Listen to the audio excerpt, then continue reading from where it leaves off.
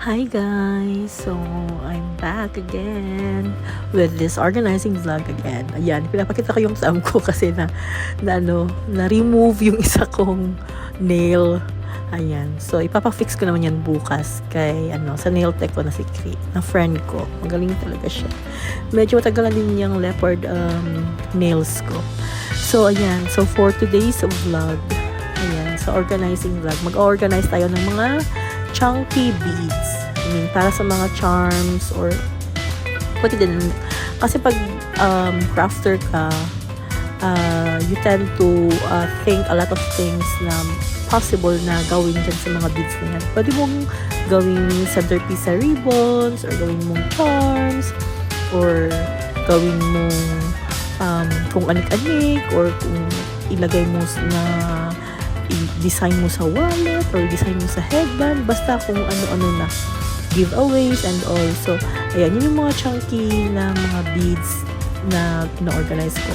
I mean, hindi naman talaga pwedeng sa isang space is yun lang talaga na color, yun lang talaga na design.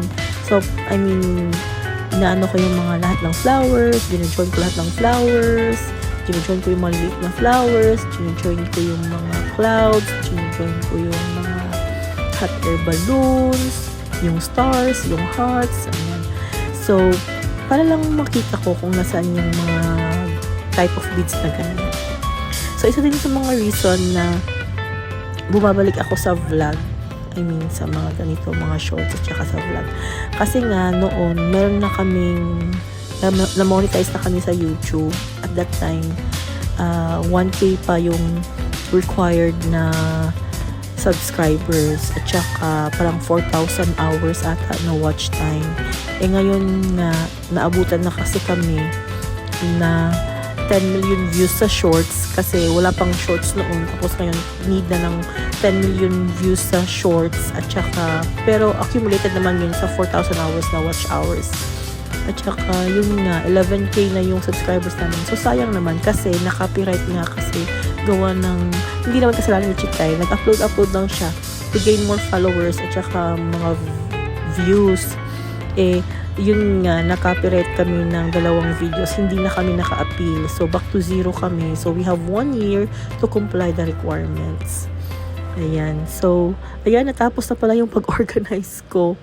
Next time, may story time tayo ulit about sa pag-vlog, kung bakit, ano yung mga reasons and all. Ayan, yun na yung pinapakita ko sa inyo, yung mga hot air balloons, yung balloon dog, yan yung mga charms, yung mga chunky charms, yung mga beads na chunky, yan Mickey, yung mga dogs, mga bows, yan mga flowers, mga ribbons. So, yan, pinapakita ko sa inyo yan para may idea din kayo. So, sa pag-organize. Ayan.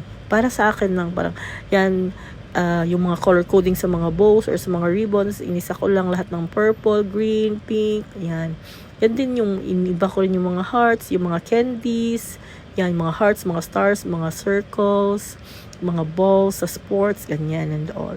So, yun lang. Thank you so much sa pagsama na naman sa akin sa organizing journey. Bye guys. Love you, love you. Bye. Till next vlog. Babush.